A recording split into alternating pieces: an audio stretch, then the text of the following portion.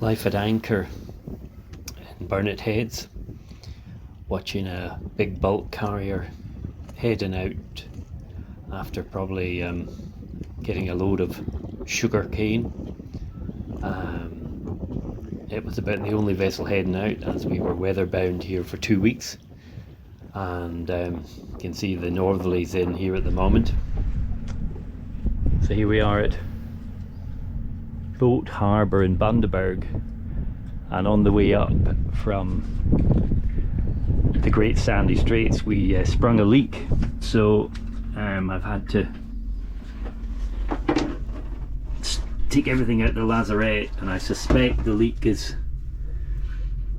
from the stern somewhere, and then I'm investigating here, and the self-drainers,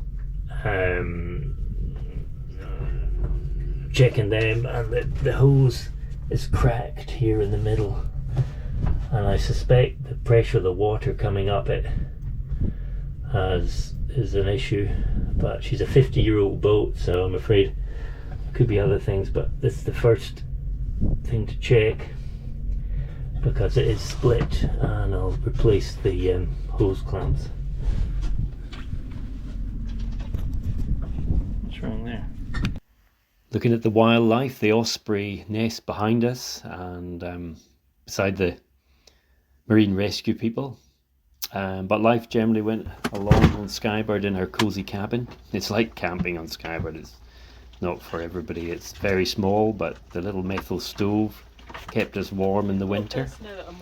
And yeah, we enjoyed plenty of runs ashore to the very beautiful, quaint little Burnet Heads village, and some beautiful foliage, and quite a historic village because of being a significant river entrance, and a strategic place for shipping, and it had quite a lot of indentured labour. They came over and dug the volcanic stones, and made the mole, the big long mole. I think they might have been Kanaks. But then the walk up the river, this is the entrance, the approach to the first part is the marina when you get to it, and then, as I say, it's about 10-15 kilometres up the river to get to Bundaberg.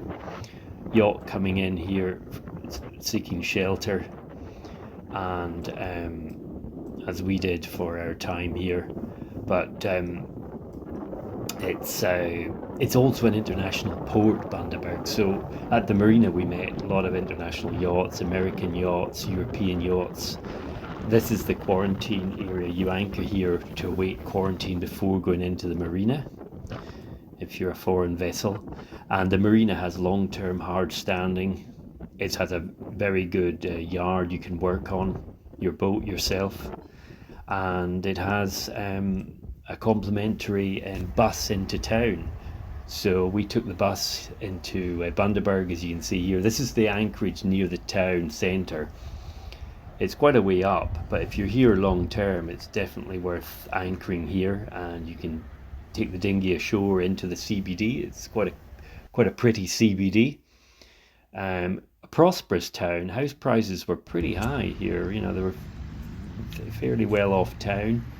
Manicured gardens, and it's a spread out town, so it takes a fair bit of walking if you want to do No worries, mate. some shopping in the big box stores. We actually decided to have a night off Skyebird and stay in a motel, and had a very nice motel meal, nice wine, and then also walking around there's an art gallery, very interesting art gallery. But back at the marina, we often socialise there on a Friday night before returning for sundowners looking west here from Skyebird, and just enjoying the cruising life and just taking it easy and working the weather.